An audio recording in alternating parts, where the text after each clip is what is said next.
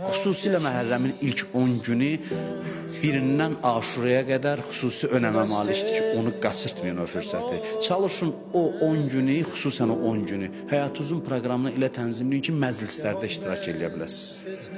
Yəni yenə də deyirəm, kim qazandı özü qazandı. O məclislərdə göydən yerə nur yağır. Fəzilətlərin sərgisidir. İnsan dəyişə bilir. Bir ömür belə deyək, topladığı günahları bir anın içində əridə bilir. Mən hədisləri keçən il demişəm, vaxt yoxdur deyim. Bir anın içində deyir, vəcəbət ləhul cənnət, cənnət ona vacib olar. Çünki bu qəribə iş görür. Yəni gəlirsən ruhu təslim edirsən o məclisdə İmam Hüseynə, özü əməliyyat eləyir. Ruhun üzərində ruhu təmizləyirsən, yola salır. Hər gün bu 10 gün xüsusi önəmə malikdir. Qalan da ki, elə 60 gün bizim xalqımız bu əzanı saxlayıb, həm də bu bizim xalqımızın böyük bir sərmayəsidir. Aşura bizim varlığımızdır, bir millət kimi varlığımızdır. Aşura bizim tariximizdir, bugünümüzdür və gələcəyimizdir.